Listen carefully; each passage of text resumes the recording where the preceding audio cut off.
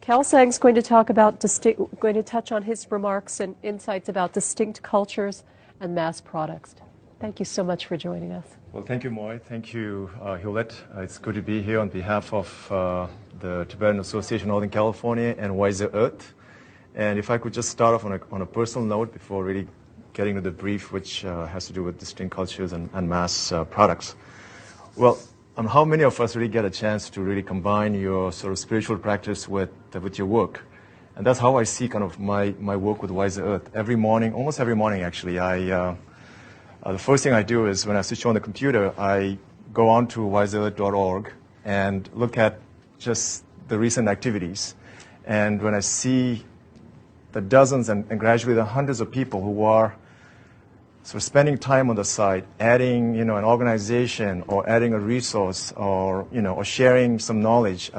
For me, these are like really, for me, a true philanthropist because they are donating their time, their intellectual capital, and are motivated by a sense of wanting to serve and not really seeking any reward in return.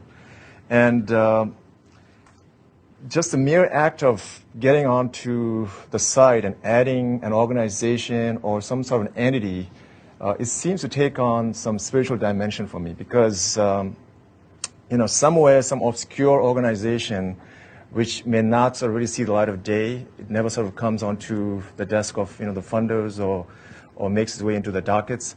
But they exist. They're somewhere, trying to make some change at the grassroots level. So just a mere fact of being able to sort of make that contribution and add it into this growing pool of information, which really is what Wiser Earth is all about. For me, that's sort of, it's akin to really doing my little meditation in the morning.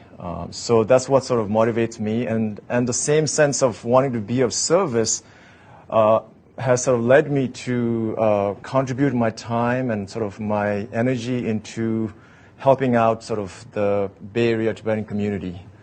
So onto the brief.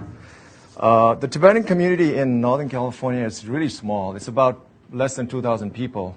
And it's really young as well. The majority of them came here in the early 90s thanks to a special bill that got passed in the U.S. Congress, which enabled about 1,000 Tibetans to immigrate to the U.S.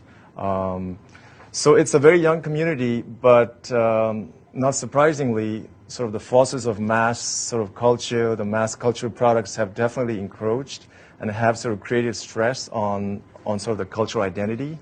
And this is most apparent in sort of the erosion of language, some of the traditional practices, in how sort of the food habits, and sort of just in some general norms. And even though some of the mass values have taken hold and sort of have been adopted sort of en masse, but I feel sort of happy to sort of share with you sort of the fact that the community is far from being sort of homogenized, that the community here has been able to maintain its distinctiveness. And I sort of attribute that largely to efforts being made to protect the language, the role of the elders,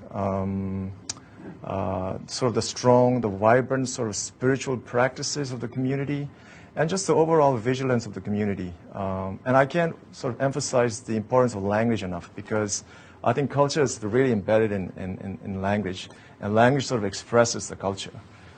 So that's kind of a brief view on the community here. And in terms of can distinct communities and mass products sort of coexist? It's a tough one, but in the case of the Bay Area Tibetan community, I think we're sort of managing that balance.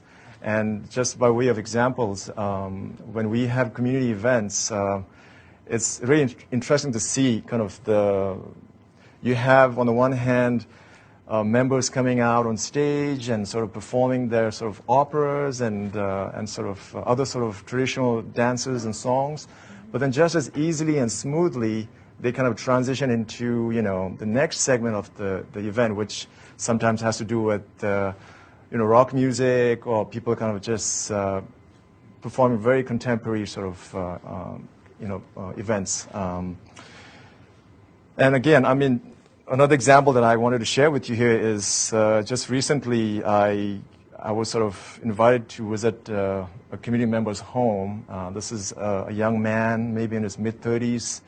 I mean, I don't know him that well, and the few times that I've seen him in community events, he's always come across to me as someone very contemporary in his attire, in his mannerisms. So it really surprised me when I went to his house that the first thing he did was actually, he took me to his room where he had his altar.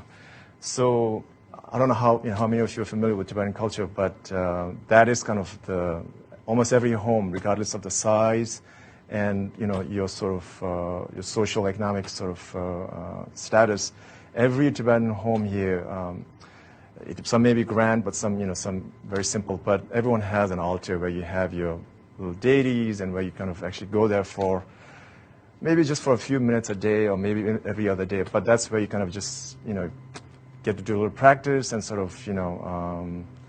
just step back a little bit. So I was really surprised to actually be invited by this person who I hadn't sort of pictured him in that way. So I guess what I'm trying to say here is that that this coexistence is manifested in both in terms of how we organize the events, but also sometimes in individuals themselves, because they may appear, they may look some way, but then if you get to know them a little bit, you see that they have this other side to them as well.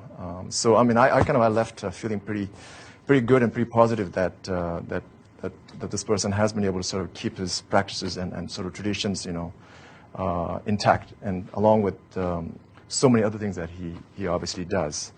And in terms of what sort of distinct cultures and communities need, I'd say, it's tools, technical assistance, obviously funding.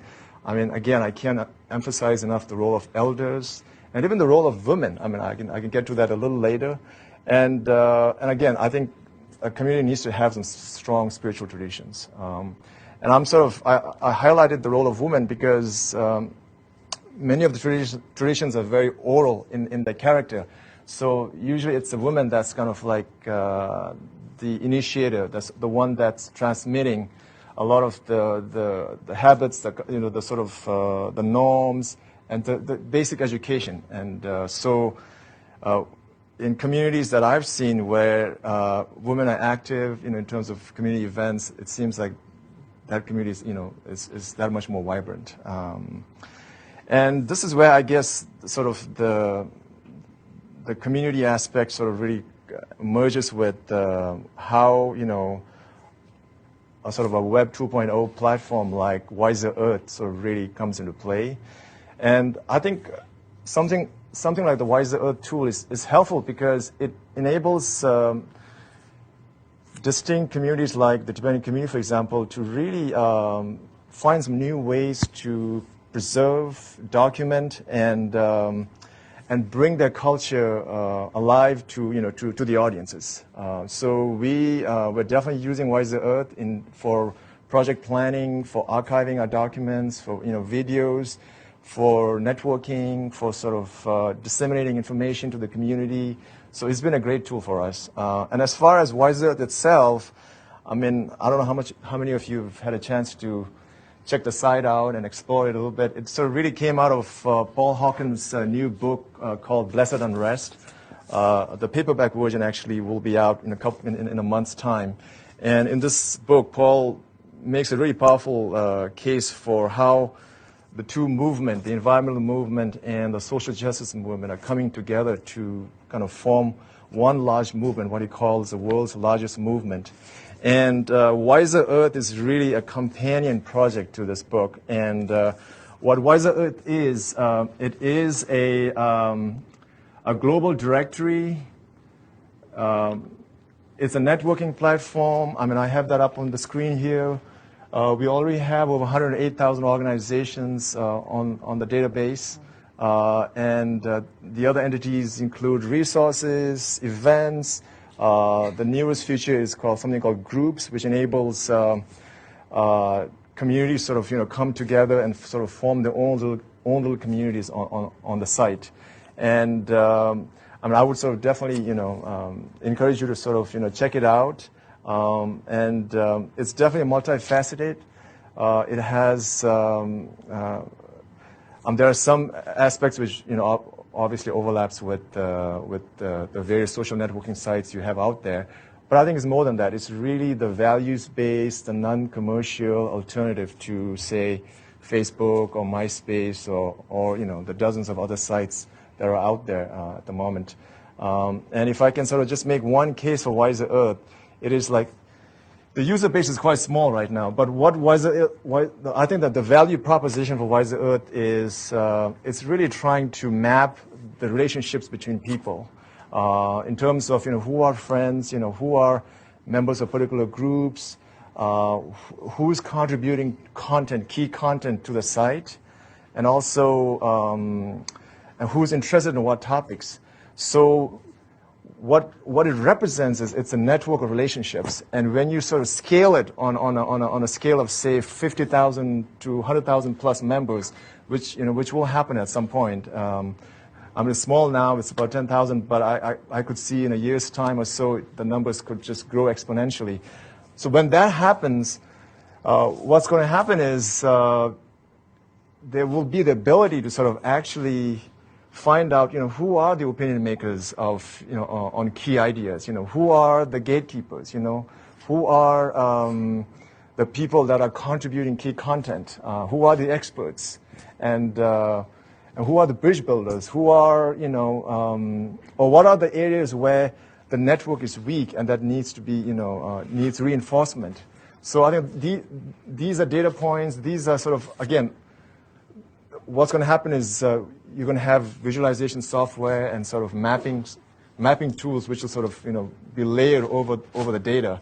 So I think once that's up and running, I think it's going to be a great tool especially for funders, I'd say, because it's going to enable you to tell who's doing what, where the money's going, and sort of the key points which I think will be helpful in your work. Thank you, Kelsey. Questions?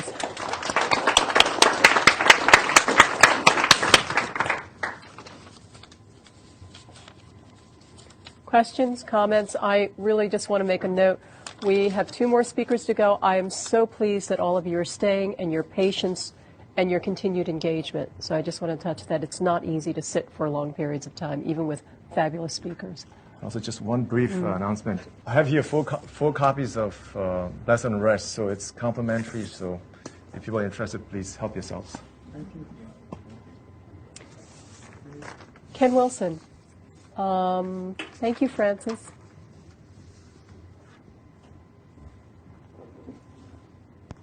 I know with all of these speakers, we all want to ask many questions, but we're trying to respect the others who are following. But Kelsang, this was wonderful. And so your part of your answer is that, even as the web in a certain way will homogenize by making information the same things available to everyone in the world. What you're saying is that we can create, or we are creating, corners of the web which celebrate the ability to us to get to a level of texture and self-expression that we otherwise wouldn't be able to have. Definitely, yeah. I think what tools like Wiser Earth does is it makes the site more accessible because, I mean, the web is still fairly chaotic and very intimidating to a lot of people. So what Wiser Earth does and other sort of similar sites is it enables kind of more access and the creation of separate little communities where you can actually be amongst yourselves. But again, if you want to connect with the bigger world out there, you can do that as well. Thank you. Thank you, Kelsang. Dave.